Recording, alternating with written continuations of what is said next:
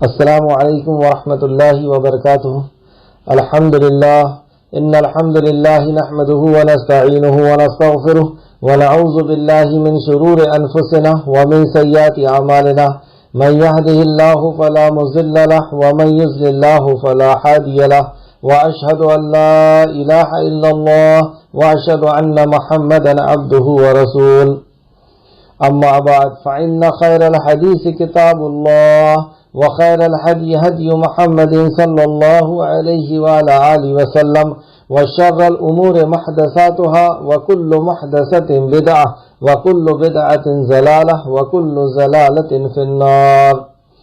تمام قسم کی تعریف اور شکر اسی خالق کائنات کے لیے لائق اور زیبا ہے جو ساری کائنات کا بنانے والا، چلانے والا اور اس کی ضرورت کا پورا کرنے والا ہے. ہر قسم کی حمد اور ثنا کے لائق صرف اور صرف اسی کی ذات و برکت ہے. تمام اور درود و سلام ہو انبیاء اکرام پر، خصوصاً نبی مکرم رحمت للعالمین امام الانبیاء محمد صلی اللہ علیہ وسلم پر، آپ کے اہل بیت پر، آپ کے اصحاب اکرام پر. اس مختصر سے درود و سلام کے بعد معزز سامعین اکرام، آج ہماری سورہ توبہ کی آخری رکوع رہے گی. اللہ رب العزت سے دعا ہے کہ اللہ رب العزت ہمیں قرآن مقدس کو صحیح طور پہ سمجھنے، اس پر غور و فکر کرنے، عمل کرنے اور لوگوں تک پہنچانے کی توفیق و رفیق عطا فرمائے. آمین یا رب العالمین. اعوذ باللہ من الشیطان الرجیم. یا ایھا الذین آمنوا قاتلوا الذین یلونکم من الکفار. اے لوگو جو ایمان لائے ہو، تم ان کافروں سے لڑو. کافروں سے لڑو. ایسا کیوں؟ کافر کون ہے اور ان سے لڑنے کی بات کیوں کی جا رہی ہے؟ کیونکہ ہمارے ساتھ کچھ نئے لوگ جڑے ہیں، اس لیے میں بہتر سمجھتا ہوں کہ اس کی بھی وضاحت کرتے چلیں کہ کافر منافق اور مومن میں کیا فرق ہے. یہ لفظ عربی کے ہیں اور ان لفظوں کو اور کیوں کافر کسی کو کہا جاتا ہے، مومن کیوں کہا جاتا ہے، منافق کیوں کہا جاتا ہے، اس کو سمجھنے کے لیے ہم وہیں چلتے ہیں جہاں سے یہ لفظ نکلے، یعنی مکہ میں اور مدینہ میں یہ کافر اور منافق یہ لوگ پیدا ہوئے. مکہ کے اندر جو لوگ تھے وہ کس مذہب کے ماننے والے، کس دھرم کے ماننے والے تھے؟ کیا وہ ہندو تھے، مسلمان تھے، سکھ تھے، عیسائی تھے، یہودی تھے؟ تو مکہ کے اندر ہندو نہیں تھے، اور ہندو ویسے بھی کوئی مذہب کا نام یا کسی دھرم کا نام نہیں ہے. جو ہند مہاساگر کے علاقے میں رہتا ہے، ایریے میں رہتا ہے، وہ ہندو کہلاتا ہے. اور نہ ہی سکھ تھے. ہاں، دھرم سناتن دھرم ہے جو ہندوستان، پاکستان اور بنگلہ دیش میں ہے. مکہ میں اور عرب میں نہیں تھا سناتن دھرم. تو پھر وہاں پہ کافر کہا گیا. تو مکہ کے اندر جو لوگ رہتے تھے وہ کس مذہب کے فالوورز تھے؟ جب وہاں پہ سناتن دھرم بھی نہیں تھا اور وہاں پر سکھ بھی نہیں تھے، تو پھر جو مکہ کے لوگ تھے وہ کس مذہب کے ماننے والے تھے، کس دھرم کے ماننے والے تھے؟ مکہ کیونکہ آباد ہی ہوا تھا حضرت ابراہیم علیہ السلام اور اسماعیل علیہ السلام سے، خانہ کعبہ کی تعمیر کی گئی. اور ویسے بھی اس شہر کی شروعات ہی ابراہیم علیہ السلام کے بیٹے اسماعیل علیہ السلام اور ماں ہاجرہ علیہ السلام سے ہوئی تھی. تو ظاہر سی بات ہے کہ وہاں کے لوگ دین ابراہیم پر تھے. لیکن صدیوں گزر گئی اور انبیاء وہاں نہیں آئے، تو ان کے اندر، دھرم کے اندر، مذہب کے اندر بگاڑ آنا شروع ہو گیا. اور اس قدر بگاڑ آنا شروع ہوا کہ مذہب کا صرف نام رہ گیا اور وہ اپنی منمانی زندگیاں جینے لگے. وہاں کا کوئی قانون نہیں تھا، کوئی نظام نہیں تھا زندگی جینے کا. بس جس کی لاٹھی اس کی بھینس. نماز کا طریقہ، نماز بھی پڑھتے تھے وہ لوگ، روزہ بھی رکھتے تھے، حج بھی کرتے تھے، زکوٰۃ بھی دیتے تھے. لیکن ان سب کی شکلیں بدلی ہوئی تھی. ان کی نماز، روزہ رکھنا ان کی نماز تالی بجانا اور سیٹی بجانا تھی. وہ حج یعنی عمرہ اور جب خانہ کعبہ کا طواف کرتے تھے تو برہنہ ہو کر کے بغیر کپڑے کے کرتے تھے. لوگوں کو بہت کچھ کھانا اور حاجیوں کی بہت خدمت کرتے تھے. تو کچھ اچھائیاں بھی تھیں اور لیکن زیادہ تر ان کے اندر برائیاں آ گئی تھیں. معاشرے کا ماحول یہ ہو گیا تھا کہ ہر قسم کی برائیاں ان کے ہاں عام ہو گئی تھی، بلکہ فیشن بن گئی تھی، اور اس کو روکنے والا کوئی نہیں تھا. جیسے عورت کے اوپر بہت زیادہ ظلم، خواتین کے اوپر بہت زیادہ ظلم کیے جاتے تھے. ایک ایک مرد 30-30 40-40 عورتوں کو اپنے ساتھ رکھا کرتا تھا اور ان کے حقوق ادا نہیں کرتا تھا. عورتیں بھی کم نہ تھیں، عورتیں بھی 10-10 مردوں سے نکاح کرتی تھی اور وہاں پر اسے قانونی حیثیت بھی حاصل تھی. اور جب بچہ ہوا تو پھر وہ پریشان ہوتی تھی کہ اس بچے کو کس کا نام دے، تو وہ مردوں کو 10 مردوں کی انگلیوں کو اپنے بچے سے ملاتی تھی اور جس کو چاہتی تھی اس کا نام دے دیتی تھی. یہ بے حیائی اور انسانیت کے اوپر اس قدر ظلم تھا. خون کرنا اتنا آسان تھا، مرڈر کرنا اتنا آسان تھا کہ اگر کوئی کسی کا غلام ہے تو وہ بیچ چوراہے پہ اگر اس کو مار رہا ہے تو اس کو کوئی بولنے والا نہیں، کیونکہ یہ اس کا غلام ہے. اور مارتے مارتے اگر اس نے اس کی جان تک لے لی تو بھی کوئی کچھ بولنے والا نہیں. اپنی اولاد کو اگر لڑکی ہو گئی ہے تو اسے لوگوں کے سامنے بھی اگر وہ درگور کر دے اور لوگوں کو پتہ بھی ہو جائے تو اس کو کوئی بولنے والا نہیں، کیونکہ وہ اس کی اولاد ہے. جو قوم اپنی ہی اولاد کو زندہ دفن کرتی ہو وہ کیسی قوم ہوگی. شراب پینا ان کے ہاں اتنا عام تھا کہ جو پرانی شراب پلائے وہ مہمان نواز ہے.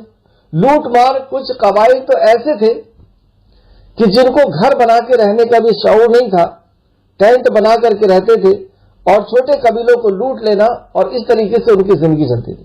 مطلب دنیا کے اندر بہت زیادہ بگاڑ تھا، لیکن عرب میں سب سے زیادہ بگاڑ تھا اور مکہ کے اندر. تو اللہ نے جس نے دین ابراہیم نازل کیا تھا اور اس دین ابراہیم کے اوپر دین نازل کیا تھا، دین یعنی زندگی گزارنے کا طریقہ، اسی رب نے پھر سے دین نازل کیا نبی کریم محمد صلی اللہ علیہ وسلم کے اوپر. تو کچھ لوگوں نے ایمان لے آئے، یعنی کچھ لوگوں نے یقین کر لیا کہ ہاں یہ آسمانی دین ہے اور یہ وہی دین ہے جو پہلے سے چلا آ رہا ہے.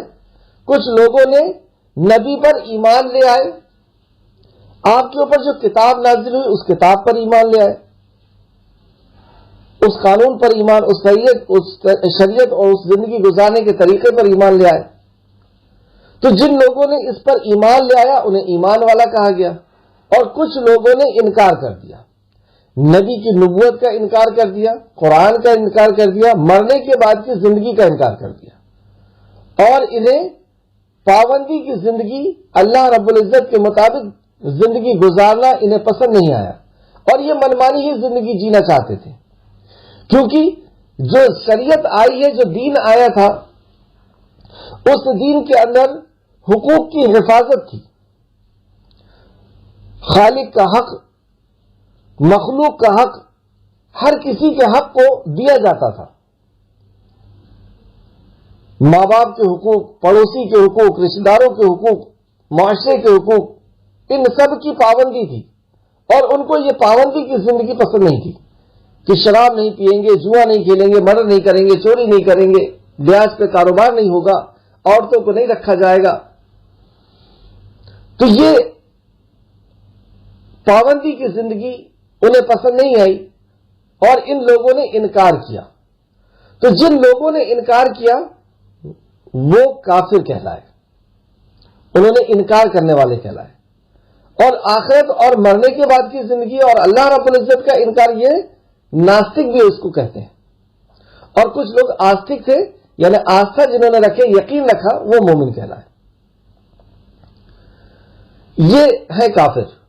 اب یہ مسلمان گھر کے اندر بھی پیدا ہو کر کے کوئی شخص اگر اس روش کو اختیار کرتا ہے کہ وہ نبی کا انکار کر دے یا مرنے کے بعد کی زندگی کا قرآن کا انکار کر دے اور ویسی زندگی نہ جیے جیسے قرآن چاہتا ہے، ویسی زندگی نہ جیے تو اللہ رب العزت چاہتا ہے، اور منمانی زندگی جیے. اور منمانی زندگی وہی جیتا ہے جس کو آخرت کا یقین نہیں ہوتا.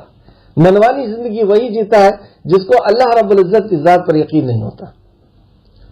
تو بھلے ہی وہ اپنے آپ کو مسلم کہے، سکھ کہے، عیسائی کہے یا یہودی اور نصرانی کہے، لیکن وہ اللہ رب العزت کا جب انکار اور آخرت اور کتابوں کا انکار کرتا ہے تو وہ کافر ہو جاتا ہے. کافر کسی ذاتی برادری کا نام نہیں، وہ ایک سوچ اور زندگی گزارنے کے طریقے کا نام ہے. اب یہاں پر جو بات کہی جا رہی ہے کہ انہیں مارو، یہ کیا وجہ تھی؟ تو جو لوگ مومن ہو گئے وہ اپنے ایمان کے مطابق عمل کرنے لگے، ان کی زندگی بہت سکون اور اطمینان میں گزرنے لگی. لیکن یہ بات بھی ان لوگوں کو پسند نہیں آئی کہ انہوں نے اپنے مذہب کو کیوں چھوڑ دیا، اپنے دھرم کو کیوں چھوڑ دیا، اپنی زندگی گزارنے کے طریقے، دھرم تو وہاں تھا ہی نہیں، اپنی زندگی گزارنے کا طریقہ قبیلائی نظام تھا، یہ کیوں چھوڑ دیا؟ اس غصے میں آ کر کے وہ مارنا پیٹنا شروع کر دیے، ان کی جائیداد کو لوٹنا شروع کر دیے، اور یہاں تک مارتے کہ مار ڈالنے کی کوشش کرنے لگے. تو نبی مکرم نے ان سے کہا کہ تم اس شہر سے نکل جاؤ، یعنی مکہ سے کہیں دور چلے جاؤ، دوسری جگہ چلے جاؤ. تو یہ لوگ بھی اس زندگی گزارنے کے طریقے کو انہوں نے اتنا پسند کیا کہ اس میں ماں باپ کے حقوق کی ادائیگی کی جاتی ہے، بیوی کے حقوق کے، بچوں کے حقوق کی، اور اللہ رب العزت جو ہمارا اصل خالق مالک اور رازق ہے، جو ساری دنیا کا بنانے اور چلانے والا ہے، صرف اس کی عبادت ہے. اس چیز کو پسند کر کے ان لوگوں نے اپنے گھر بار، بیوی بچے سب کچھ چھوڑنا پسند کیا، لیکن اس زندگی گزارنے کے طریقے کو چھوڑنا پسند نہیں کیا، اور یہ لوگ مکہ چھوڑ کر کے مدینہ اور ادھر ادھر چلے گئے.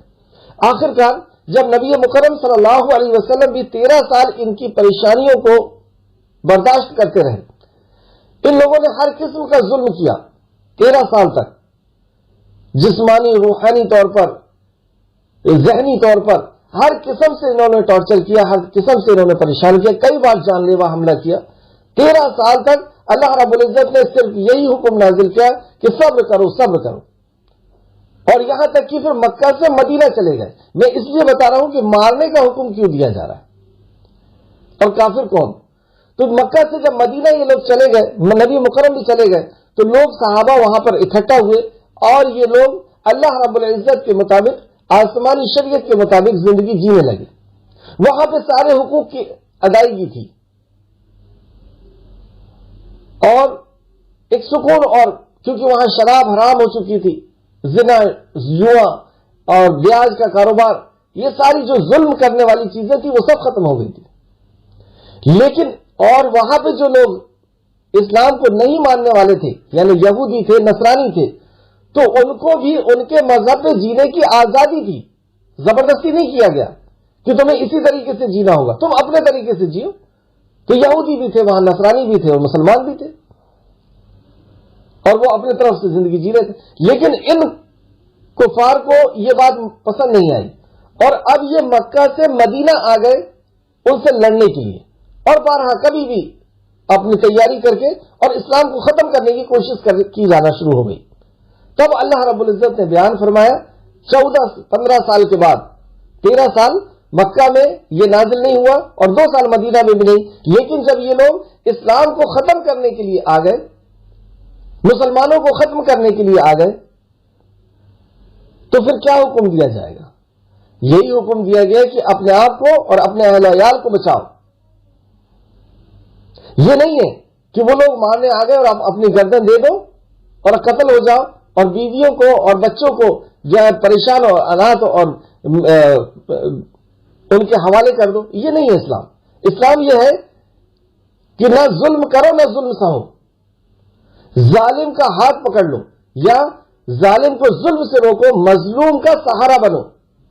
یہ بات یہاں پہ کہی گئی کہ اے لوگوں جو ایمان لائے ہو. اب آیت میں آئیے، آیت نمبر 123، اے لوگوں جو ایمان لائے ہو تم ان کافروں سے لڑو، یعنی وہ لڑنے آ گئے ہیں تو تم قتل مت ہو جاؤ، چپ چاپ بیٹھ کر کے اپنی گردنیں مت کٹوا لو.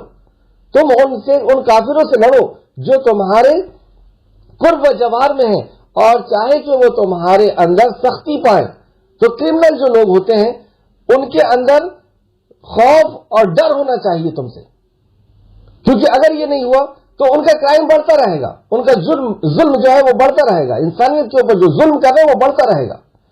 تو چاہیے کہ ان کے اوپر دہشت رہے.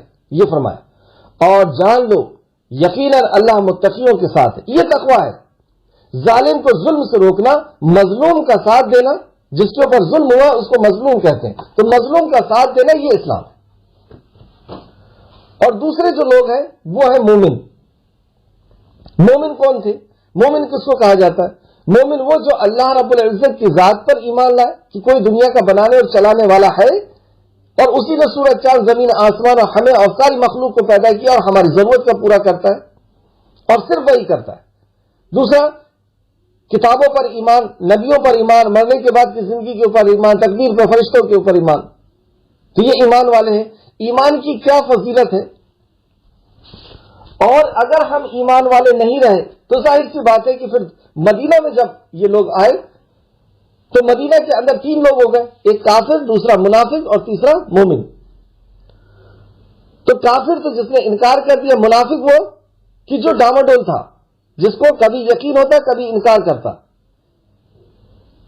قول اور فعل میں جس کے تضاد تھا، کہ عمل اور بات میں جس کے فرق رہتا تھا، وہ دل سے کچھ اور ہوتا تھا، زبان پہ کچھ اور ہوتا تھا. مطلب دل سے اس کا یقین نہیں تھا مرنے کے بعد کی زندگی کا، اللہ کا، نبی کا، کتاب کا، اور زبان سے وہ کہتا تھا کہ میں ایمان والا ہوں. اس میں 2 قسم کے لوگ تھے، ایک تو جو شک والے تھے اور دوسرے شک والے جو آج بھی ہوا کرتے ہیں، اور دوسرے وہ جو پری پلان آئے تھے اسلام کو برباد کرنے کے لیے، اور ایک وہ شخص تھے جو مومن تھے. یہ 3 ہی قسم کے لوگ دنیا کے اندر پائے جاتے ہیں. تو مومن وہ لوگ ہیں جنہوں نے ایمان لے کر کے آئے. اور مومن کی کیا فضیلت ہے؟ قرآن کے اندر مومن کی فضیلت بتائی گئی سورہ بقرہ آیت نمبر 257 کے اندر، اللہ ولی الذین آمنوا یخرجوہم من الظلمات الی النور. اللہ ولی الذین آمنوا، اللہ ایمان والوں کا ولی ہے، دوست ہے. اس سے بڑی اور فضیلت کیا ہو سکتی ہے؟ پھر وہ انہیں یخرجوہم من الظلمات، انہیں برائیوں سے نکالتا ہے اور نور کی طرف لے کر کے جاتا ہے. دوسری جگہ اللہ فرماتا ہے سورہ آل عمران آیت نمبر 68 کے اندر، واللہ ولی المؤمنین، اللہ ایمان والوں کا ولی ہے، اللہ اکبر، اس کا سہارا ہے. تیسرا، سورہ آل عمران آیت نمبر 152 میں اللہ فرماتا ہے واللہ ذو الفضل علی المؤمنین، اور اللہ تعالیٰ اہل ایمان پر بڑا فضل کرنے والا ہے. اسی طریقے سے آپ دیکھیں، اس طریقے سے سورہ انفال کی آیت نمبر 19 کے اندر اللہ فرماتا ہے وَأَنَّ اللَّهَ مَعَ الْمُؤْمِنِينَ، اور بلا شبہ اللہ تعالیٰ اہل ایمان والوں کے ساتھ ہے، یعنی ان کے ساتھ خصوصی رحمت اور برکت اللہ رب العزت کی رہتی ہے. جیسے ابراہیم علیہ السلام کو آگ کے اندر ڈال دیا گیا لیکن آگ نے کچھ نہیں کر پائی. موسیٰ علیہ السلام کے سامنے دریا تھی لیکن وہ دریا ان کو روک نہیں پائی، آپ نے لاٹھی ماری اور وہ راستہ نکل گیا. نبی کریم صلی اللہ علیہ وسلم غار ثور کے اندر تھے لیکن اللہ رب العزت کی خاص مدد تھی. جیسے اللہ نے موسیٰ علیہ السلام، نبی کریم صلی اللہ علیہ وسلم فرماتے ہیں حضرت ابوبکر صدیق کو کہ ان کے بارے میں تمہارا کیا خیال ہے جس کا تیسرا اللہ ہے. تو یہ خاص مدد ایمان والوں کے ساتھ اللہ رب العزت کی رہتی ہے، ورنہ دنیا تو اللہ رب العزت کی مدد اور اس کی رحمت اور اس کے کرم پر ہی ساری دنیا چل رہی ہے. لوگ کھا رہے ہیں، پی رہے ہیں، رہ رہے ہیں، لیکن مومنوں کے ساتھ ایک خاص انعام اللہ رب العزت کا رہتا ہے. اسی طریقے سے سورہ یونس آیت نمبر 113 کے اندر اللہ فرماتا ہے پھر ہم اپنے پیغمبروں کو اور ایمان والوں کو بچا لیتے ہیں، اسی طرح ہمارے ذمہ ہے کہ ہم ایمان والوں کو نجات دیا کرتے ہیں. تو ہر دور میں جب بھی عذاب آتا ہے، کوئی ایسی مصیبت آتی ہے، تو اللہ رب العزت ایمان والوں کو اور ان کے ساتھ نبیوں کو، آپ قرآن کے اندر دیکھیں گے کہ ہر دور میں اللہ رب العزت نے ان کو بچا لیا، اور جو کفار تھے اور جو منافق تھے اللہ رب العزت نے ان کو تہ و بالا کر دیا. جنگ بدر، جنگ احد کے شکل میں یا پانی کی شکل میں یا کسی بھی آسمانی عذاب کی شکل میں ان کو تہ و برباد کر دیا. آج بھی یہی ہوگا کہ جو ایمان والے ہیں اللہ رب العزت ان کی حفاظت ضرور فرماتا ہے. اگر ہم ایمان والے نہیں، اور بھی اس طریقے سے ایمان والے کی بہت ساری فضیلت ہے کہ نبی مکرم نے فرمایا کہ جب تک روح زمین کے اوپر، اس زمین کی پشت کے اوپر ایک ایمان والا بھی رہے گا، اللہ رب العزت ایمان اسلام کے نظام کو اور پوری دنیا کے نظام کو، پوری دنیا کے نظام کو اللہ رب العزت چلاتا رہے گا. سورہ روم کی آیت نمبر 47 میں اللہ رب العزت نے یہاں تک فرمایا کہ ہم پر ایمان والوں کی مدد کرنا لازم ہے، مطلب اللہ نے اپنے اوپر لازم کر لیا ہے کہ مجھے ایمان والوں کی مدد کرنا ہے. اگر ہم ایمان، یہ تو ایمان کی فضیلت ہوئی، یہ ایمان کی قیمت ہوئی کہ اللہ رب العزت کا دوست بن جائے گا، اللہ ساتھی ہو جائے گا۔ اگر ہم ایمان والے نہیں رہے تو کیا ہوگا؟ سب سے پہلا نقصان اللہ رب سورہ آل عمران آیت نمبر 171 کے اندر اللہ فرماتا ہے، اور بلا شبہ اللہ تعالیٰ اہل ایمان کا اجر ضائع نہیں کرتا، اہل ایمان کا اجر جو بھی وہ نیکی کر رہا ہے اس کو خراب ضائع نہیں کرتا۔ پتہ یہ چلا کہ جو ایمان والا نہیں ہے اس کے اجر ضائع ہو جائیں گے، اس کی کوئی نیکی فائدے مند نہیں ہوگی، اسے کوئی نیکی کا ثواب اس کو نہیں ملے گا۔ جیسے سورہ مائدہ آیت نمبر 5 کے اندر اللہ فرماتا ہے، سورہ مائدہ آیت نمبر 5، اور جو ایمان کا انکار کرے ان کے اعمال ضائع ہے اور وہ آخرت میں خسارہ پانے والے ہیں۔ تو جنہوں نے ایمان کا انکار کر دیا، جو ایمان والے نہیں، ان کے سارے عمل برباد ہو جاتے ہیں۔ اسی طریقے سے اللہ رب العزت نے ایمان کے فائدے کے تعلق سے دیکھیں، اللہ فرماتا ہے سورہ زاریات آیت نمبر 55 کے اندر اللہ فرماتا ہے، سورہ زاریات آیت نمبر 55، اور نصیحت کرتے رہیے، یقیناً یہ نصیحت ایمان والوں کو نفع دے گی۔ تو جو ہم نصیحت کرتے ہیں یا نصیحت کی باتیں پڑھتے ہیں، قرآن پڑھتے ہیں، حدیث پڑھتے ہیں، اگر ہم ایمان والے نہیں تو یہ نصیحت ہمیں کوئی اثر نہیں کرے گی۔ اللہ اکبر، اتنا ضروری ہے، اگر ہم ایمان والے نہیں تو قرآن و حدیث کا پڑھنا پڑھانا ہمارے لیے کوئی فائدہ مند نہیں ہوگا۔ تیسرا دیکھیں ہم سورہ تغابن آیت نمبر 11 کے اندر 11 کے اندر اللہ رب العزت فرماتا ہے، اور جو اللہ پر ایمان لائے اللہ اس کے دل کو ہدایت دیتا ہے، اور اللہ ہر چیز کو خوب جاننے والا ہے۔ ہم ہدایت کی روز دعا کرتے ہیں نماز کے اندر، لیکن ہدایت کب ملے گی؟ جب ہم ایمان لے کر کے آئیں گے، ورنہ ہدایت سے بھی ہم محروم کر دیے جائیں گے۔ اس طریقے سے سب سے اہم بات یہ دیکھیں کہ اگر ہم ایمان والے نہیں تو دنیا کے اندر 2 ہی قسم کے لوگ ہیں، ایک منافق ہے جن کو شک ہے، اور ایک مومن ہے، اور ایک کافر ہے۔ تو اگر ہم ایمان والے نہیں تو کافر یا منافق ہو جائیں گے۔ تو اللہ رب العزت سے دعا ہے کہ اللہ رب العزت ایمان والا ہم کو بنائے، ایمان کی صفت ہمارے اندر داخل فرمائے۔ آیت نمبر 124، اعوذ باللہ من الشیطان الرجیم، اور جو کوئی سورت نازل کی جاتی ہے، جو کوئی بھی سورت ہے نا قرآن کا کوئی حصہ قرآن نازل کیا جاتا ہے، تو وہ یعنی منافق میں سے بعض ایسے ہیں جو کہتے ہیں تم میں سے کس کو اس سورت نے ایمان میں اضافہ کیا، یعنی وہ ان سے ٹھٹا کرتے ہیں، مذاق کرتے ہیں، ان کو چڑھاتے ہیں کہ تم قرآن کی مجلس سے آ رہے ہو، نبی کی بات کو سن کر کے آ رہے ہو، تمہارا ایمان کتنا بڑھ گیا۔ مطلب یہ ہوا کہ ان منافق کو یہ بات پتا تھی کہ مومنوں کا یہ عقیدہ ہے، یہ ایمان ہے کہ جب یہ قرآن سنتے ہیں تو ان کا ایمان بڑھتا ہے۔ اور کیوں نہ اللہ رب العزت نے خود فرمایا سورہ انفال آیت نمبر 2 کے اندر، اللہ فرماتا ہے سورہ انفال آیت نمبر 2 کے اندر، اور جب ان پر اس کی آیتیں پڑھی جاتی ہیں تو انہیں ایمان میں بڑھا دیتی ہے، اور وہ اپنے رب ہی پر بھروسہ کرتے ہیں۔ کیا فرمایا اللہ نے کہ جب وہ ایمان سنتے ہیں تو جب وہ قرآن کی آیتیں سنتے ہیں تو ان کا ایمان بڑھ جاتا ہے۔ اسی طریقے سے سورہ آل عمران آیت نمبر 173 میں اللہ رب العزت نے فرمایا، یہ اس وقت کا واقعہ ہے جب جنگ بدر ہوئی تھی اور لوگ لوٹ کر کے آ چکے تھے، اور اتنے میں پیچھے سے کسی نے آواز دیا کہ ان کا آپ کا تعاقب کرنے کے لیے مدینہ کے اندر پھر سے ایک فوج آ رہی ہے مکہ کی طرف سے، اور ان سے ڈرو۔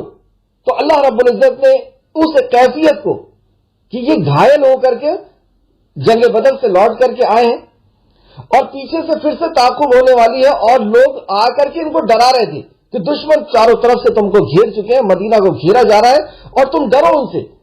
اس وقت ایمان والوں نے اللہ رب العزت کے قرآن دین کے تعلق سے یا اللہ پر یقین کے تعلق سے جو بات کہی تھی، اللہ رب العزت نے اس کو نوٹ فرمائی، بے شک لوگوں نے تمہارے لیے خوف جمع کر لیے، مطلب ان کو ڈرا رہے تھے، خوف دلا رہے تھے، سو ان سے نہ ڈرو، تو اس نے انہیں ایمان میں اور زیادہ کر دیا۔ مطلب جب وہ ڈرا رہے تھے تو ان کے ایمان اور زیادہ بڑھ گئے، اور انہوں نے کہا کہ اللہ ہمارے لیے کافی ہے اور وہی اچھا کارساز ہے، جو سورہ توبہ کی آخری آیت میں بھی یہ بات کہی گئی ہے کہ انہوں نے یہ کہا کہ اللہ ہمارے لیے کافی ہے اور وہی ہمارا کارساز ہے۔ وَقَالُوا حَسْبُنَا اللَّهُ وَنِعْمَ الْوَكِيلُ۔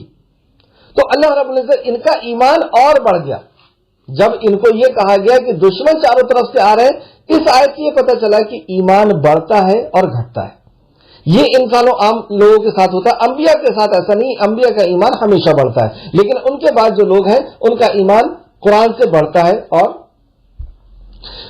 اس سے ایمان بڑھتا ہے۔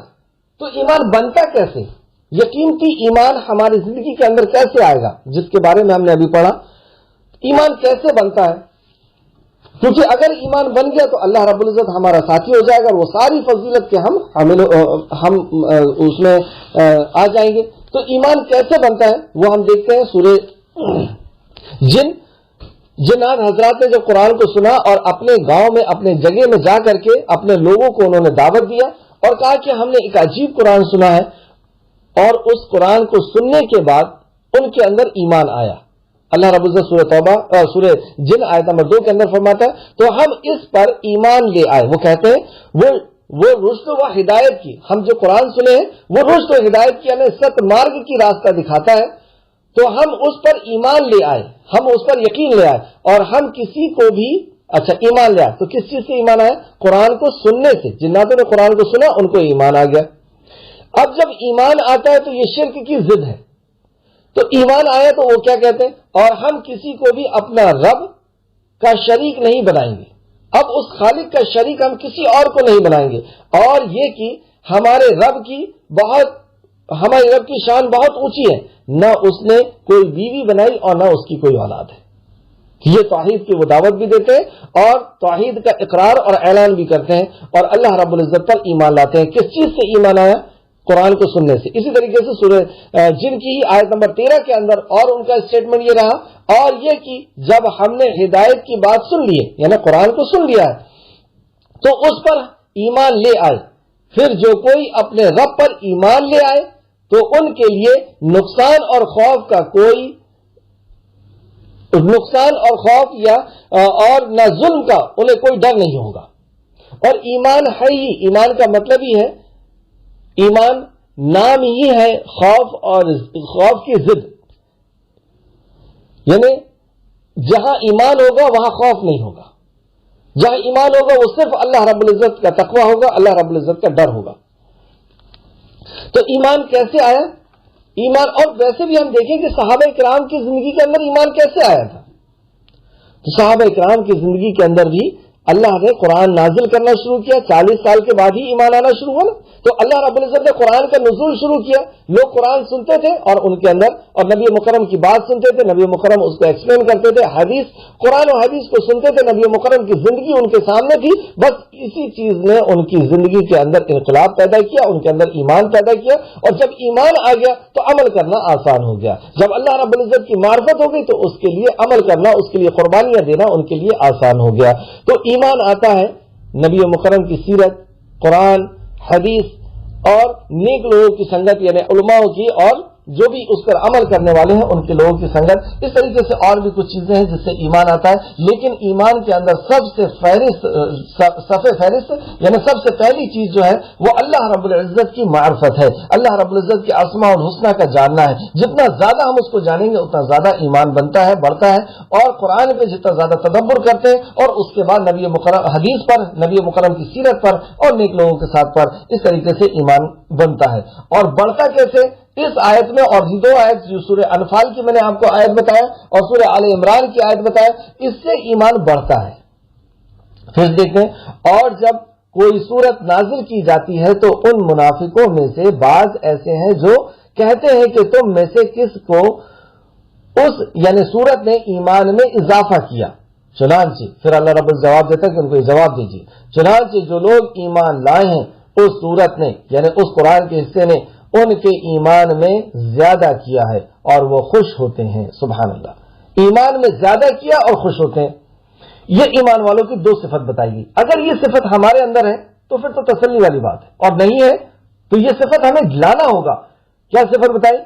کہ وہ ان کے ایمان میں زیادتی ہوتی ہے اور وہ اس سے خوش ہوتے ہیں. کیا ہم قرآن کی مجلس سے کی کیفیت اور مارکیٹ کی کیفیت ہماری الگ الگ ہوتی ہے؟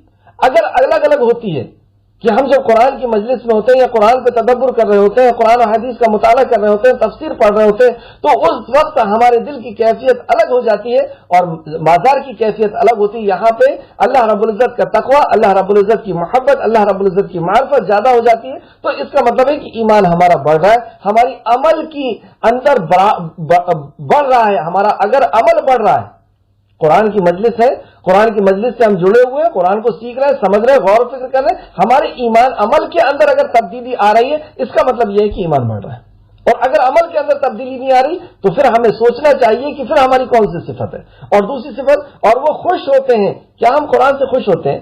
کیا قرآن کی مجلس سے قرآن پہ غور و فکر کر کے، قرآن پہ تدبر کر کے، قرآن پر کو پڑھ کر کے، اس کو جان کر کے کیا ہمیں خوشی ہوتی ہے؟ یا پھر ہم مجبوری میں قرآن کو پڑھ رہے ہیں، یا ہم اس سے بھاگ رہے ہیں، ہمارا دل نہیں لگ رہا قرآن سے ہمارا دل نہیں لگ رہا، دل اچٹ رہا ہے، تو پھر ہمیں غور کرنا چاہیے، کیونکہ مومن کی صفت یہاں پہ بتائی گئی کہ وہ ان کا ایمان میں بھی اضافہ ہوتا ہے اور وہ خوش ہوتے ہیں، قرآن کو پا کر کے وہ خوش ہوتے ہیں۔ اللہ رب العزت ہم سب کی یہ صفت فرما دے، آمین۔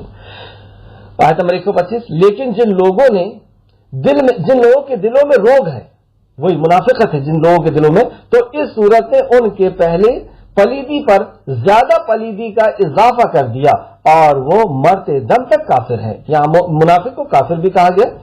اور جب قرآن ان کے اوپر نازل ہوتا ہے، قرآن تو آ رہا ہے، اب اس کو پڑھنے والے ایک مومن ہے جن کا ایمان میں اضافہ بھی ہو رہا ہے اور انہیں خوشی بھی محسوس ہو رہی ہے، ان کے عمل کے اندر بدلاؤ آتے جا رہا ہے، لیکن جو منافق ہے وہ قرآن کو سن رہا ہے اور اس کی پلیدی اور بڑھ رہی ہے، مطلب اس کی گندگی، اس کی ڈارکنیس، اس کا جو ہے برائیاں اور بڑھتے جا رہی ہے۔ سب سے پہلی برائی تو یہ کہ اس کا وہ انکار کر رہا ہے، اور انکار کرنے کی وجہ سے وہ جتنے بھی جو کام ہے وہ الٹے ہی کرے گا، وہ ایمان کے مطابق نہیں کرے گا، شریعت کے مطابق نہیں کرے گا، تو اس کے اندر برائیاں اور آتے چلے جاتی ہے۔ ایک ہی قرآن اور دو لوگوں کو دو طریقے سے مارگدرشن کر رہا ہے، ایک کو کہیں اور پہنچا رہا ہے جیسے کہا، اور دوسرے کو کیونکہ وہ ایمان نہیں لاتا تو اس کی برائی میں، اس کی پلیدگی میں اور بھی زیادہ اضافہ ہوتا ہے۔ آیت نمبر 127، کیا وہ مومن نہیں دیکھتے کہ بے شک وہ منافق ہر سال 1 یا 2 بار فتنوں میں مبتلا کیے جاتے ہیں؟ مطلب ہمیں یہ بات بھی غور کرنا چاہیے، اور یہ قرآن ہمیں اپنے لیے پڑھنا ہے کہ ہماری کیا کیفیت ہے، ہمارے اوپر بھی تو آزمائشیں آتی ہیں، اور اس آزمائش میں ہم کیا کرتے ہیں؟ آزمائش تو سب کے اوپر آنا ہے۔ کیا وہ مومن نہیں دیکھتے کہ بے شک وہ منافق ہر سال 1 یا 2 بار فتنوں میں مبتلا کیے جاتے ہیں؟ فتنہ یعنی آزمائش، اللہ رب العزت کا امتحان، یا کسی مصیبت کے شکل میں آ جائے یا کسی نعمت کی شکل میں آ جائے، ایگزام تو اس کا ایگزام ہے، پھر بھی وہ توبہ نہیں کرتے۔ تو جب ان کے اوپر مصیبت آتی ہے، جیسے تفسیر میں فرماتے ہیں کہ ان کے اوپر قحط سالی ہو جایا کرتی تھی، یا کوئی بڑی ایسی آفت آ جایا کرتی تھی، کوئی بیماری آ جایا کرتی تھی، تو یہ توبہ نہیں کرتے اور نہ وہ نصیحت پکڑتے تھے۔ اب ہمارے اوپر بھی مصیبتیں، ابھی دیکھیں ہم کتنی مصیبتیں گئی، کیا ان مصیبتوں میں ہم نے توبہ کیا، اللہ رب العزت کی طرف رجوع کیا، ہم نے اپنے گناہوں کو یاد کیا کہ ان وجہ سے ہمارے اوپر آئی، اور کیا ہمیں نصیحت لیا کہ یہ گناہ کیے تھے، اس وجہ سے یہ مصیبت آئی ہے، اب ہم نے نصیحت لے لیا، یعنی اب وہ گناہ نہیں کریں گے؟ کیا ہماری زندگی کے اندر بدلاؤ آیا؟ یہ جو آزمائشیں ابھی آ کر کے ہمارے اوپر سے گئی ہیں، بیماریوں کی شکل میں یا کسی دوسری شکل میں، تو یہ بیماریاں نکل جانے کے بعد، جب بیماریاں تھی کیا ہم نے اس کا توبہ کیا تھا، استغفار کیا تھا، اللہ رب العزت سے اپنے گناہوں کی معافی، اللہ کی طرف رجوع کیا تھا؟ اور جب ہم نکل چکے ہیں تو کیا ہم نصیحت پکڑ رہے ہیں کہ پہلے جو زندگی تھی اب ہماری زندگی کے اندر بدلاؤ آ گیا ہے؟ اگر آ گیا ہے تو ہم مومن ہیں، اور اگر نہیں آیا ہے تو یہاں پہ صفت کس کی بتائی جا رہی ہے اس پہ غور کریں کہ وہ پکڑتے نہیں۔ اور جب کوئی صورت نازل کی جاتی ہے تو وہ ایک دوسرے کی طرف دیکھتے ہیں کہ کہیں کوئی مسلمان تمہیں دیکھ تو نہیں رہا۔ دیکھیں اب کوئی صورت نازل ہو رہی ہے تو یہ اس طریقے کا ان کا ویو ہے، معاملہ ہے۔ پھر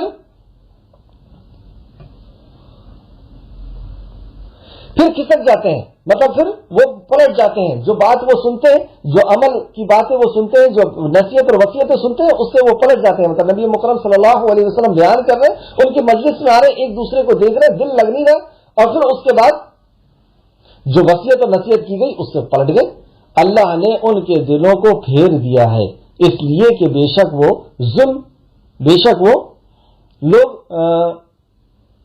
سمجھتے نہیں ہیں۔ اس آیت کی تفسیر میں سورہ مدثر، سورہ نمبر 74 آیت نمبر 49 اور 51 تک ہم دیکھتے ہیں۔ پھر ان کو کیا ہوا ہے کہ نصیحت کی روگردانی کرتے ہیں، گویا وہ جنگلی گدھے ہیں جو شیر کو دیکھ کر کے بھاگتا ہے۔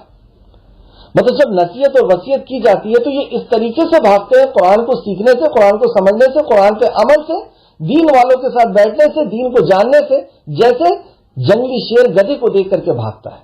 ان کو علم سے، دین کے علم سے ایسی گھبراہٹ اور ایسی بے چینی ہوتی ہے۔ اس طریقے سے سورہ معارج سورہ نمبر 70 آیت نمبر 36 اور 37 کے اندر بھی آپ اس کی تفصیل دیکھیے گا۔ یہاں پہ جو آخر میں بات کہی گئی ہے، اللہ نے ان کے دلوں کو پھیر دیا اس لیے کہ وہ بے شک وہ لوگ سمجھتے نہیں تھے، مطلب نصیحت کو پکڑتے نہیں تھے۔ اس طریقے سے سورہ صف سورہ نمبر 61 آیت نمبر 5 کے اندر اللہ فرماتا ہے، سورہ صف سورہ نمبر 61 آیت نمبر 5 میں فرمایا، پھر تو جب ان لوگوں نے کجروی کی تو اللہ نے بھی انہیں ان کے دل ٹیڑھے کر دیے۔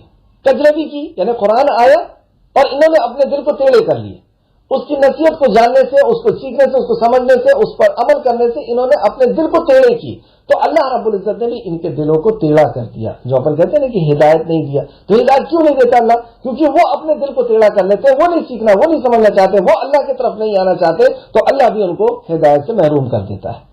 اللہ ہم سب کو محفوظ رکھے اور ہم سب کو وصیت اور نصیحت پر عمل کرنے اور اس پہ غور و فکر کرنے والا بنائے۔ آیت نمبر 128، لوگوں یقیناً تمہارے پاس تمہیں میں سے ایک رسول آ گئے ہیں۔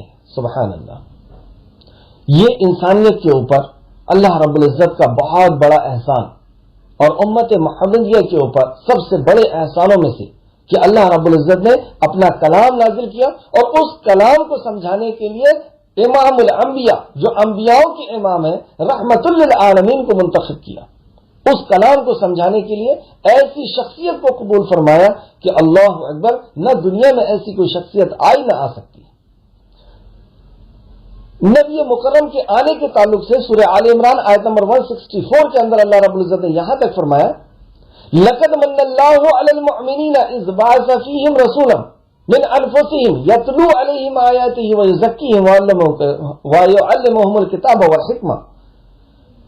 لقد من اللہ علی المؤمنین، بے شک اللہ نے مومنوں پر احسان کیا، اذ بعث فیہم رسولا، کہ انہی میں سے ایک رسول بھیجا، یتلو علیہم آیاتی، جو میری آیتیں ان پر تلاوت کرتا، ویزکیہم، اور ان کا تزکیہ کرتا، ان کے اندر سے برائیوں کو نکالتا، اچھائیوں کو داخل کرتا ہے۔ سبحان اللہ۔ تو نبی مکرم کا آنا انہی میں سے اللہ نے بھیجا، یعنی اور اسی طریقے سے سورہ بقرہ میں دعا میں بھی ابراہیم علیہ السلام نے جو دعا کی تھی، ابراہیم اور اسماعیل علیہ السلام نے جب خانہ کعبہ کی تعمیر کی تو ابراہیم علیہ السلام نے اپنے رب سے دعا کی تھی کہ اے ہمارے پروردگار، اور ان لوگوں میں سے انہی میں سے ایک پیغمبر مبعوث فرما، انہی میں سے ایک پیغمبر مبعوث فرما۔ تو اللہ رب العزت نے کئی سال کے دعا قبول کر لی، اور کئی سال کے بعد جب اللہ رب العزت کی حکمت جو تھی اس مطابق اللہ رب العزت نے نبی کریم صلی اللہ علیہ وسلم کو بھیجا مکہ کے اندر، اور قیامت تک آنے والی انسانیت کے لیے نبی اور رسول بنا دیا۔ تو یہاں پہ نبی مکرم کے آنے کے تعلق سے خبر دی گئی۔ اب اس کے بعد نبی مکرم صلی اللہ علیہ وسلم کی صفات بتائی جا رہی ہے۔ 3 صفات بتائی گئی یہاں پر، اور جو بہت ہی جامع صفات بتائی گئی۔ سب سے پہلے پھر سے دیکھیں آیت نمبر 128، لوگوں یقیناً تمہارے پاس تمہیں میں سے ایک رسول آ گئے ہیں، اس پر تمہارا، اب یہاں پہ سے صفت شروع ہو رہی ہے، ان پر تمہارا تکلیف میں مبتلا ہونا گرا گزرتا ہے، مطلب انہیں بہت تکلیف ہوتی ہے جب تم تکلیف میں آتے ہو۔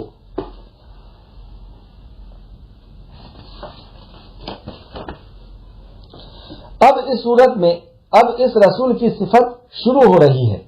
پہلے صفت یہ ہے کہ تمہاری تکلیف ان پر سخت ناگوار اور بڑی شاق گزرتی ہے، مطلب بہت ٹینشن والی گزرتی ہے۔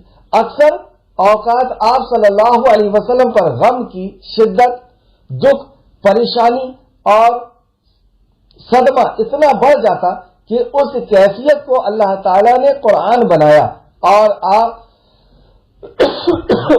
کو تسلی دیتے ہوئے فرمایا، فلا اللہ کا باقی النفس کا اللہ آثارہم ان لم یؤمنوا بہذا الحدیث اسفا، فلا اللہ کا باقی النفس کا، اے نبی مکرم کیا آپ اپنے آپ کو ہلاک کر لیں گے، آپ اپنے آپ کو تباہ کر لیں گے؟ اللہ آثارہم ان لم یؤمنوا بہذا الحدیث اسفا، اگر یہ اس حدیث پر، اس قرآن پر ایمان نہیں لائیں گے تو کیا آپ اپنے آپ کو ہلاک کر لیں گے؟ کیوں تھی یہ کیفیت؟ کیونکہ نبی مکرم صلی اللہ علیہ وسلم جانتے تھے کہ اس بربریت کی زندگی سے، اس ظلم کی زندگی سے، اس جانور سے بھی بدترین جو زندگی جی رہے ہیں، اس زندگی سے نکلنے کا جو راستہ ہے وہ واحد یہی راستہ ہے کہ اس قرآن پر یہ ایمان لے آئے، اس قرآن پہ تدبر کر لیں، اس قرآن کے مطابق زندگی جینے لگیں۔ ورنہ نبی مکرم صلی اللہ علیہ وسلم کی کیفیت جب آپ کی عمر 40 سال نہیں ہوئی تھی، اس وقت ہم حضرت خدیجہ سے کہتے ہیں، اپنی بیوی حضرت خدیجہ سے کہتے ہیں کہ میں اس ماحول میں گھٹن محسوس کر رہا ہوں، میں نہیں جی سکتا اس ماحول میں۔ کوئی شراب پی کر کے پڑا ہوا ہے، کوئی زنا کر رہا ہے، کوئی مرڈر کر رہا ہے، عورتوں کے اوپر ظلم ہو رہا ہے، بچیوں کو زندہ درگور کر دیا جا رہا ہے۔ اس ماحول کو دیکھ کر کے نبی مکرم کی کیفیت یہاں تک ہو گئی، اتنی ٹینشن میں آ گئی کہ میں کیا کروں، میں اس کو کیسے سدھاروں، کیسے اس معاشرے کو ایک صالح معاشرہ بناؤں۔ تو آپ حضرت خدیجہ سے کہتے ہیں میں اس ماحول میں گھٹن محسوس کر رہا ہوں، میں غار ہرا میں جا کر کے ابراہیم اور اسماعیل کو یاد کر کے، ابراہیم اور اسماعیل کے رب کو یاد کر کے سکون حاصل کرنا چاہتا ہوں۔ اور وہاں سے پھر یہ نسخہ کیمیا، یہ قرآن نازل کیا گیا جس نے انسانیت کو، زندگی کو بدلنا شروع کیا۔ تو نبی مکرم یہ جانتے تھے کہ اگر انہوں نے اس قرآن پر ایمان نہیں لایا تو یہ تباہ اور برباد ہو جائیں گے۔ اسی لیے یہاں پر اللہ رب العزت نے تسلی دیتے ہوئے فرمایا، اے نبی مکرم کہ اپنے آپ کو آپ ہلاک کر لیں گے اگر یہ ایمان نہیں لائیں گے تو۔ یہ تو سورہ کہف کی آیت نمبر 6۔ اور اسی طریقے سے آپ دیکھیں سورہ آل عمران آیت نمبر 176 کے اندر اللہ رب العزت نے نبی مکرم کی کیفیت کو بیان کرتے ہوئے اور آپ کو تسلی دیتے ہوئے بیان فرماتا ہے، سورہ آل عمران آیت نمبر 176، اور وہ لوگ تجھے غمگین اور وہ لوگ تجھے غمزدہ نہ کریں جو کفر میں جلدی کر رہے ہیں، مطلب وہ لوگ آپ کو غمزدہ نہ کریں، آپ غم نہ کریں جو لوگ کفر میں جلدی کر رہے ہیں، بے شک وہ اللہ کو ہرگز کچھ نقصان نہیں پہنچا سکتے۔ بے شک اللہ کو کیا نقصان پہنچا سکتے ہیں، اللہ کے دین کو کیا نقصان پہنچا سکتے ہیں۔ اور اس طریقے سے سورہ شعراء آیت نمبر 48 میں اللہ فرماتا ہے، پھر اگر وہ منہ پھیر لیں گے تو ہم نے تجھے ان پر کوئی نگران بنا کر نہیں بھیجا ہے۔ اگر یہ نہیں مانیں گے تو آپ سے کوئی باس پوچھ تھوڑی ہونا ہے، آپ تھوڑی پکڑے جائیں گے، آپ کے اوپر کوئی الزام نہیں آئے گا اگر یہ نہیں بھی مانیں گے تو۔ پھر سے دیکھیں آپ، پھر اگر وہ منہ پھیر لیں تو ہم نے تجھے یعنی آپ کو ان پر کوئی نگراں بنا کر کے نہیں بھیجا ہے، آپ کے ذمے تو پہنچا دینا ہے۔ تو دوسری جگہ اللہ رب العزت قرآن فرماتا ہے کہ آپ کا کام تو پہنچا دینا، حساب تو ہم لیں گے۔ تو اس طریقے سے نبی مکرم صلی اللہ علیہ وسلم کی کیفیت تھی۔ آپ دیکھیں سیدنا عائشہ رضی اللہ عنہ نے جو کہا کہ نبی مکرم آپ کی زندگی کا سب سے سخت ترین دن، جس دن آپ کو سب سے زیادہ تکلیف ہوئی تھی، پریشانی، ٹینشن ہوئی تھی یا دکھ پہنچا تھا، وہ زندگی کا عہد کا دن ہوگا۔ لیکن نبی مکرم نے کیا فرمایا، نہیں، مجھے سب سے زیادہ تکلیف جس دن پہنچی وہ طائف کا دن تھا، کیونکہ میں نے طائف کے سرداروں کے بیٹوں کے سامنے قرآن کو پیش کیا، میری بات کو انہوں نے مانا نہیں، میری بات کو انہوں نے سنا نہیں۔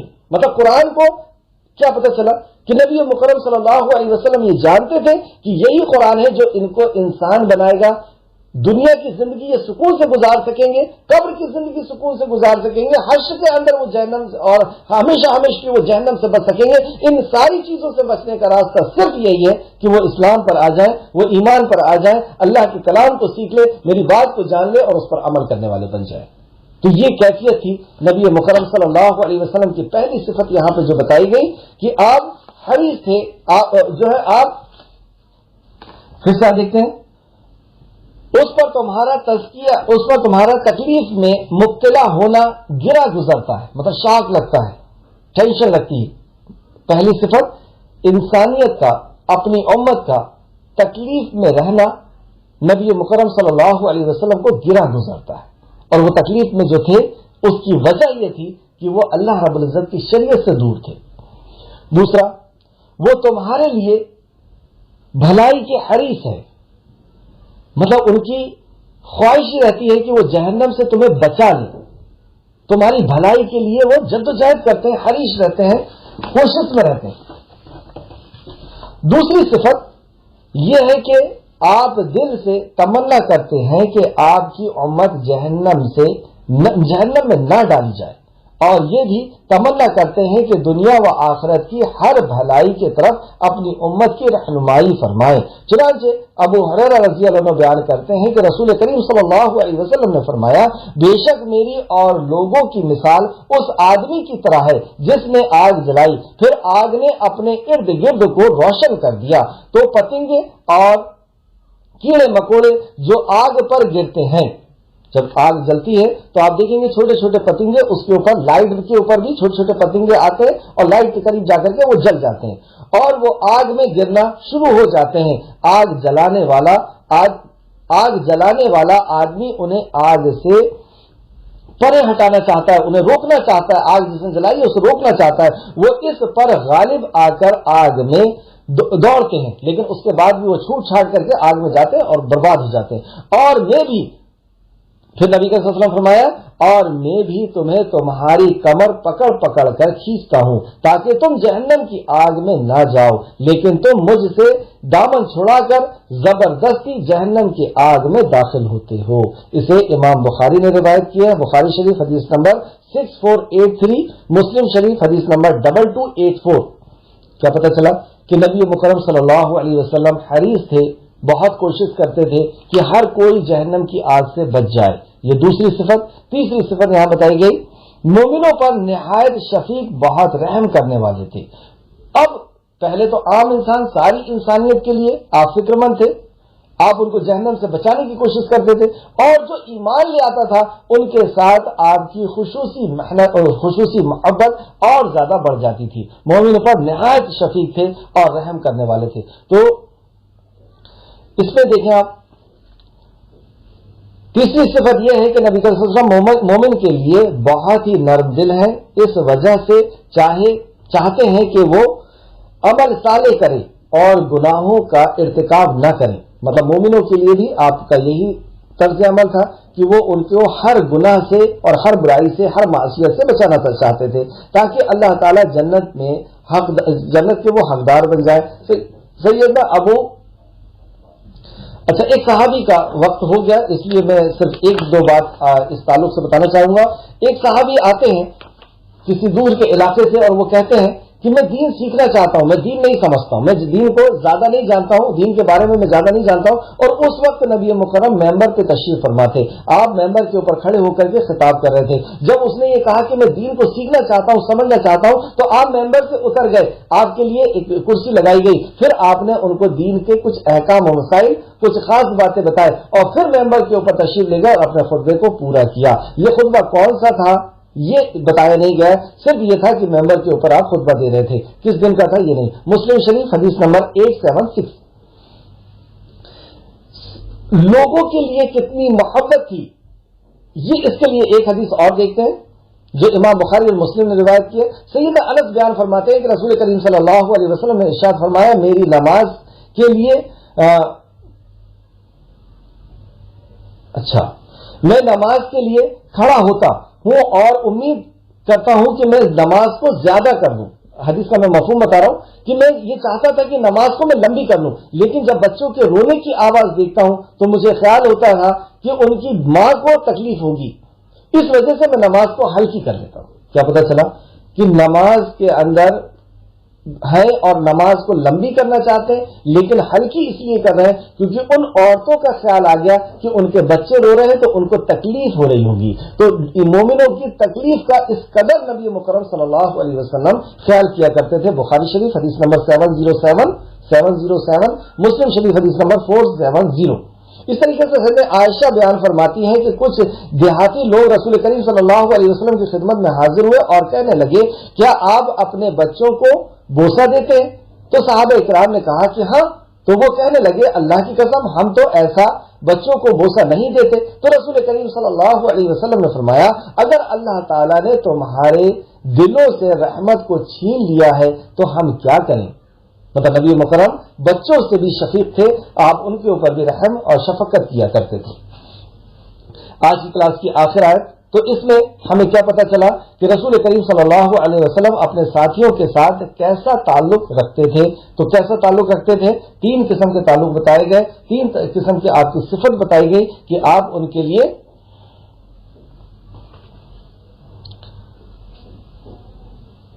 کہ ان کو انسانیت کو تکلیف میں دیکھنا نبی مکرم صلی اللہ علیہ وسلم کو یہ بہت زیادہ گرا گزرتا تھا. دوسرا وہ تمہارے لیے حریص تھے، مطلب لوگ جہنم سے بچ جائیں اس کی ان کو بہت زیادہ خواہش ہوا کرتی تھی. اور تیسرا مومن پر نہایت شفیق تھے، مطلب مومنوں کی تکلیف کو برداشت نہیں کر پاتے تھے اور ان کے لیے ہر قسم کی اچھائی کے بارے میں سوچتے تھے اور جدوجہد کرتے تھے. آج کی کلاس کی آخر آیت، پھر بھی اگر وہ پھرتے ہیں تو کہہ دیجئے ایسے نبی کو مل جانے کے بعد، اللہ کا کلام مل جانے کے بعد، دین اور شریعت مل جانے کے بعد، زندگی گزارنے کا طریقہ اور ساری انسانیت کو حقوق مل جانے کے بعد بھی اگر یہ روگردانی کرتے ہیں، اگر یہ منہ پھیرتے ہیں تو ان سے ڈرنے کی ضرورت نہیں. یہ آپ کا کچھ نہیں بگاڑ سکتے، چھوڑ دیجئے ان کو. پھر بھی اگر وہ منہ پھیرتے ہیں تو کہہ دیجئے ان سے، کیا کہہ دیجئے؟ حسبی اللہ، ہمارے لیے اللہ کافی ہے. حسبی اللہ، ہمارے لیے اللہ کافی ہے. تم سے کوئی ڈر اور تم کوئی کچھ نہیں کر سکتے، پوری دنیا مل کر کے ہمارا کچھ نہیں کر سکتی اگر ہمارا رب نہ چاہے تو. لا الہ الا ہوا، اور اس کے علاوہ کوئی عبادت کے لائق نہیں. مجھے اللہ کافی ہے اور اس کے سوا کوئی معبود نہیں، کوئی عبادت کے لائق نہیں. لا الہ الا ہوا، یہ نفی کا بھی ہو گئے، اس بات اور نفی دونوں آ گئی. علیہ توکل تو وہو رب العرش العظیم، اور اس پر ہم نے بھروسہ کر لیا ہے اور وہ عرش عظیم کا مالک. ہم نے جس پہ بھروسہ کیا ہے وہ دنیاوی اسباب کے اوپر نہیں، دنیاوی طاقتوں کے اوپر نہیں. ہم نے جس پہ بھروسہ کیا ہے رب العرش العظیم، وہ رب ہے، وہ خالق مالک اور رازق ہے، مدبر ہے. عرش العظیم، عرش عظیم کا بنانے والا ہے، اس کے اوپر ہم نے بھروسہ کر لیا. اس تعلق سے بس چند باتیں کر کے میں اپنی بات کو ختم کروں گا.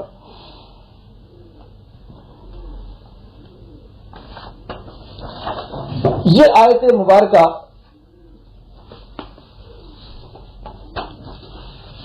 کی فضیلت کے تعلق سے ایک حدیث دیکھیں. سیدنا ابو دردہ رضی اللہ عنہ بیان کرتے ہیں کہ جو شخص صبح و شام 7 مرتبہ یہ دعا پڑھے، حسبی اللہ لا الہ الا ہوا علیہ توکلت وہو رب العرش العظیم، تو مجھے اللہ ہی کافی ہے، اس کے علاوہ کوئی عبادت کے لائق نہیں، میں نے اس پر بھروسہ کیا ہے اور وہی عرش عظیم کا رب ہے، تو اللہ تعالیٰ اسے اس کی تمام پریشانیوں سے نجات دے گا. سبحان اللہ. جو بھی ٹینشن، فکر، پریشانیاں ہیں دنیا کی، اللہ رب العزت تمام پریشانیوں سے اسے نجات دے گا. صبح اور شام 7 مرتبہ پڑھنا ہے، اسے یاد کریں. ابو داؤد کی حدیث ہے، ابو داؤد کتاب الادب کے اندر یہ حدیث ملے گی آپ کو. ابو داؤد میں 5081 نمبر، 5081 نمبر.